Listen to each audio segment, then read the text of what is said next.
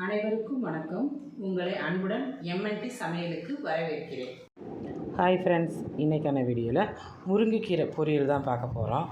வாங்க அதை எப்படி பண்ணலாங்கிறத பார்க்கலாம். இந்த மாதிரி செய்து கொடுத்தீங்க அப்படின்னா விரும்பி சாப்பிடாதவங்க கூட விரும்பி சாப்பிடுவாங்க. ஃபஸ்ட்டு கொஞ்சமாக நல்லெண்ணெய் விட்டுக்கிறலாம். நல்லா எண்ணெய் காயவும் கொஞ்சமாக சீரகம் போட்டுக்கலாம். ஃபஸ்ட்டு கடுகு உளுந்து போடுறத விட சீரகம் போட்டோம் அப்படின்னா கீரை நல்லாயிருக்கும். அடுத்து கொஞ்சமாக கருவேப்பிலை போட்டுக்கிறலாம். 2 காஞ்ச மிளகாய் வத்தல் அதை போட்டு நல்லா வறுத்துக்கிறலாம். அது கூட இது கொஞ்சமாக சின்ன வெங்காயம் நறுக்கி வச்சுருக்கேன், அதையும் சேர்த்துக்கலாம். பெரிய வெங்காயத்தை விட சின்ன வெங்காயம் போட்டோம்னா கீரை ரொம்பவே டேஸ்ட்டாக இருக்கும். அதை போட்டு நல்லா வறுத்துக்கிறலாம்.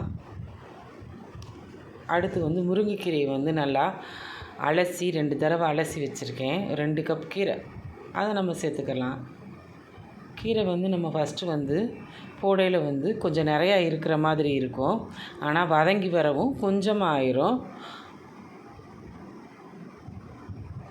நல்லா அலசி கீரையை நல்லா பிழிஞ்சிட்டு சேர்த்துக்கலாம். எல்லா கீரையுமேவும்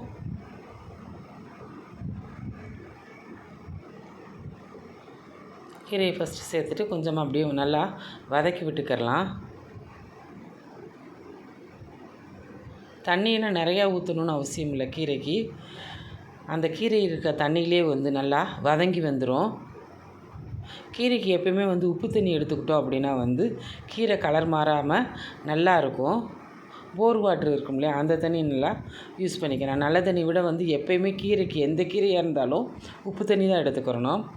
அடுத்து கொஞ்சமாக தேங்காய்ச்சல் எடுத்துக்கலாம். அது கூட நிலக்கடலை பருப்பு, இது 2ஐயும் பல்ஸ் மோடில் விட்டு சுற்றி எடுத்துக்கலாம். இந்த கீரைக்கு தேவையான உப்பையும் அதில் போட்டு நம்ம பல்ஸ் மோடு விட்டு எடுத்துக்கோங்க. ஃபஸ்ட்டு இது அப்படியே இருக்கட்டும். கீரை நல்லா வெந்து வர ஆரம்பிச்சிருச்சு. நம்ம இந்த தேங்காய்ச்சலையும் கடலைப்பருப்பையும் இறக்க போயில தான் போடணும்.